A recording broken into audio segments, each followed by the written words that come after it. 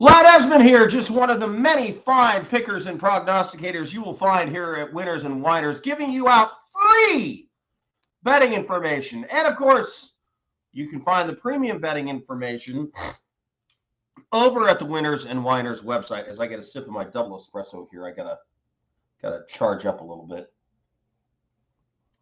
All right.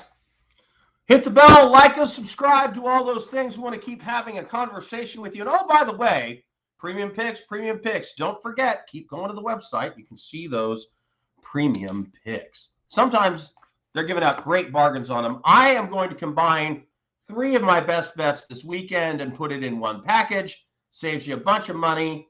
3 bets for the price of basically 1.5. So watch out for that this weekend. Tennessee at Georgia.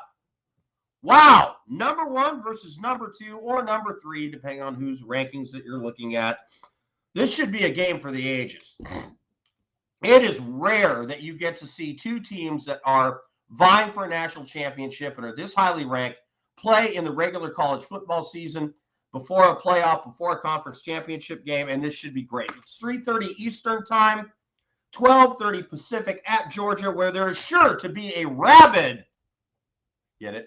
Rabid bulldog presence, especially in the stands. Just saying. All right. That line opened Georgia minus 12.5. Now it's more like 8.5 or 8, depending on where you go. That is highly unusual for Georgia. Normally, the line moves in Georgia's favor as the week goes on. It's rare that the line goes against them, so that's something to keep in mind. About 70% of the money at time of this recording is on the Volunteers. So the public loves Tennessee. The over-under opened at around 59.60. It's now at 66.5. Georgia somewhere between minus 250, minus 300 on the money line, depending on where you get it. And Tennessee at plus 235, plus 250, something like that. You know, Tennessee's kind of the surprise of college football. They were expected to be better, but man, they took down the Crimson Tide of Alabama. They blew out LSU, who I know isn't LSU in the past years, but it's still a very good football team. And they ran them off the field. Georgia, the reigning national champions, is expected to take a step back this year, but hey, they're doing good. They're also 8-0. And boy, they have owned Tennessee. Last year, they beat them 41-17. They've won most of the last meetings, 5 in a row, as a matter of fact, in lopsided fashion. But Alabama had beat them a bunch of times in a row, too, and Tennessee took them down. The number 1 offense in all of football, of course, well, NCAA football belongs to Tennessee, and it gets all the headlines, but the Volunteer defense got better, too. In fact, importantly for this game, Tennessee is allowing just 92 yards rushing per game. 92. That's good enough to crack the top 10. They're number 9 in defense on the rush game. Now, the Bulldogs defense ranks number 4 overall. They're allowing just 10.5 points per game. 10.5 yards per game. That'd be a feat. 10.5 points per game, but they have not seen an offense like Tennessee.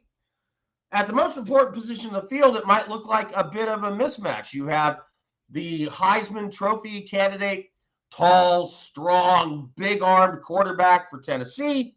And then you have Stetson Bennett, the diminutive QB for Georgia, who is the Rodney Dangerfield of NCAA quarterbacks. He just can't get no respect. And all he does is win games. So we'll see what happens there.